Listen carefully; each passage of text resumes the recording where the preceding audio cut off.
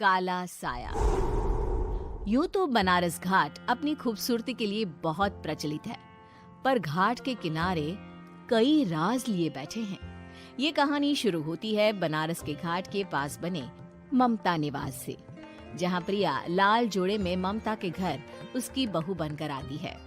आओ आओ बहू, घर को अपने पैरों से पवित्र करो। ममता घर की दहलीज पार कर ही रही होती है कि अचानक एक बहुत गंदी सी बास पूरे घर में फैल जाती है।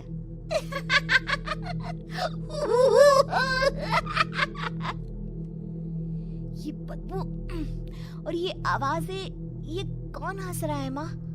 अब ये पड़ोसी ना हमारे थोड़े अलग से है। कहाँ हम शाकाहारी और ये मांस मच्छी खाने वाले। छोड़, तू ध्यान मत दे और गृह प्रवेश कर। और हाँ बहू, अपनी सास की एक बात हमेशा याद रखना, इन पड़ोसियों से तो कभी बात नहीं करेगी। अच्छे लोग नहीं है ये। अपनी सास की ये बात मानेगी ना बेटा? हाँ माँ, जो आपकी मर्जी, मैं उनसे बात नहीं करूंगी।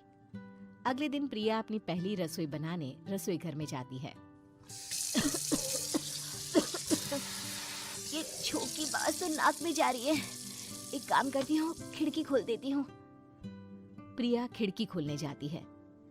इतने जाले, लगता है इस खिड़की को कभी खोला ही नहीं गया। पर ऐसा क्यों? ओह, नॉन वेज की स्मेल आती होगी ना। 2 मिनट के लिए खोल लेती हूँ, फिर बंद कर दूंगी। प्रिया खिड़की खोलती है। खिड़की खोलते ही उसकी नजर सामने वाले घर की खिड़की पर पड़ती है, जहाँ एक लड़की खड़ी होती है। हाथों में मेहंदी, लाल रंग की साड़ी, बिल्कुल सजी धजी, मानो प्रिया की तरह ही वो भी नई नवेली बहू हो। वो प्रिया को देखकर मुस्कुराती है। हे भगवान, माँ ने तो इनसे बात करने को मना किया था। प्रिया फौरन ही खिड़की बंद कर देती है और तवे पर चढ़े रोटी की ओर देखने लगती है, पर वहाँ रोटी न होकर मछली पड़ी होती है। ये क्या? पहली ही रसोई में इतनी बड़ी गलती। हे भगवान, अब मैं क्या करूं? प्रिया बहुत डर जाती है और फौरन रसोई की सफाई करने और फिर सभी के लिए खाना बनाने लग जाती है। जब वो सबको खाना परोसती है, सब तो ठीक है, मैं बेकार में चिंता कर रही थी। हे भगवान, ऐसे ही बस अपनी कृपा बनाए रखना। रात के वक्त जब सब सो रहे होते हैं, तब प्रिया को पायल की आवाज सुनाई देती है, जिससे उसकी आंख खुल जाती है। ये पायल की आवाज कहाँ से आ रही है? प्रिया उठकर उस आवाज के पीछे छत की सीढ़ियों तक जाती है। तभी उसे बच्चे के रोने की आवाज आती है। प्रिया छत पर जाती है तो क्या देखती है? वही लाल साड़ी वाली लड़की अपनी गोद में एक नवजात बच्चे को घुमा घुमा कर सुला रही है। तभी प्रिया की नजर उसके पेट पर पड़ती है। ओह गॉड, ये तो प्रेग्नेंट भी है। सुनिए, बच्चा सो नहीं रहा है क्या? मैं कुछ मदद करूं? नहीं नहीं, आपके घर वालों को अच्छा नहीं लगेगा, मैं संभाल लूंगी। स्नेहा की गोद से बच्चा हाथ मारकर प्रिया की गोद में आने को छटपटाने लगता है। दोनों घर अगल बगल में बने होने के कारण प्रिया उस बच्चे को गोद में ले लेती है। प्रिया के पास आते ही वो सो जाता है। बच्चे का वो स्पर्श रात भर प्रिया भूल नहीं पाती और अगली सुबह वो छत पर कपड़े सुखा रही होती है। तभी उसे एक औरत इशारा करके बुलाती है। स्नेहा कह रही थी बाबू तुम्हारी गोद में आते ही सो गया। मैं गौरी, स्नेहा की माँ हूँ। बहू, घर आना, बाबू को खिला भी लेना। शाम को जब घर पर कोई नहीं रहता, बच्चे से मिलने के लिए प्रिया छिपकर अपनी पड़ोसन के घर चली जाती है और कुछ देर बच्चे को खिलाकर वापस लौट आती है। इसके कुछ दिन बाद ही प्रिया को पता चलता है कि वो माँ बनने वाली है। ममता की खुशी का ठिकाना नहीं रहता।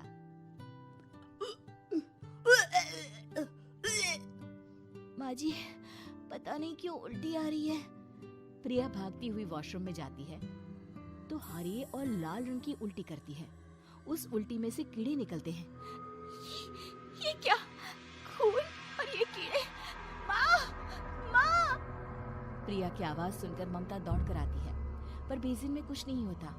प्रिया हक्की बक्की रह जाती है। ये सब क्या हो रहा है? प्रिया घबरा जाती है और अपने कमरे में जाकर सो जाती है। डर के कारण वो इतनी थक जाती है कि उसकी आंख लग जाती है। तब उसे ऐसा लगता है उसके पेट पर मानो कोई बैठा हुआ हो। कौन हो? प्रिया के पेट पर एक 5 महीने की बच्ची बैठी हुई थी, जो बुरी तरह जली हुई थी। माँ, तुम ही मुझे लाई ना अपने पेट में। मैं तुम्हारी माँ नहीं हूँ। कौन हो तुम? माँ, देखो मैं जल गई बुरी तरह से। 6 महीने पेट में रहने को भी मुझे नहीं मिला। सहला दो ना माँ। बचाओ, बचाओ, माँ! ममता दौड़कर कमरे में आती है। प्रिया की बातें सुनकर वो सब समझ जाती है। तू कहीं बगल वाले घर में तो नहीं जाकर आई ना बहू? मुझे माफ कर दो, मैं गई थी माँ। उस घर में सब मरे हुए हैं बहू। कई साल पहले स्नेहा उस घर में बहू बनकर आई थी। कुछ ही दिन में वो एक बच्चे को जन्म देने वाली थी। पूरा घर बच्चे के आने की खुशी में खोया था कि एक दिन अचानक उस घर में आग लग गई। सब बुरी तरह जलकर मर गए। गौरी आज भी दादी बनने का इंतजार कर रही है और इसीलिए स्नेहा ने अपना अजन्मा बच्चा तुम्हारी कोख में डाल दिया। ममता ये कह रही होती है कि पीछे से उसके पैरों को एक बच्चा पकड़ लेता है। दादी, दादी। माँ, स्नेहा की गोद में यही बच्चा था। ये बच्चा कौन है फिर?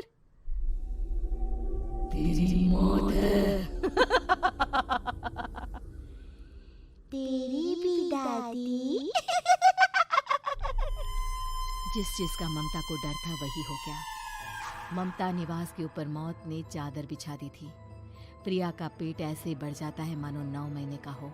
2 हाथ उसके पेट से बाहर निकलते हैं। बहू, संतोष को फोन कर, किसी पंडित जी को बुला बहू। प्रिया का पति भागता हुआ घर आता है। ये तो होना ही था माँ। तेरा पाप तेरे सामने आ गया तो तू सह नहीं पा रही है। स्नेहा घर में आग लगी नहीं थी, माँ ने लगाई थी, प्रॉपर्टी की लालच में। और वो बच्चा मेरी पहली पत्नी का बच्चा है, मेरा बेटा, जो कि उस आग की चपेट का शिकार हो गया था। मैंने तुमसे ये सब माँ के कहने पर छुपाया था। मुझे माफ कर दो प्रिया। तुम अगर चाहो तो यहाँ से जा सकती हो। मैं तुम्हें किसी भी बंधन में रखना नहीं चाहता। मेरी शादी हुई है आपसे, मैं आपको छोड़ नहीं सकती, पर उससे पहले हमें स्नेहा, उसकी माँ और बच्चे की आत्मा की शांति करवानी होगी। संतोष और ममता गौरी के घर जाते हैं। अंदर सब कुछ जला हुआ होता है। जमीन पर जली हुई लाशें बिखरी हुई थी। ममता रो रो कर अपने करने की माफी गौरी से मांगती है। प्रिया स्नेहा के घर वालों का अंतिम संस्कार करवा देती है और ममता निवास फिर से आत्माओं के साए से मुक्त हो जाता है।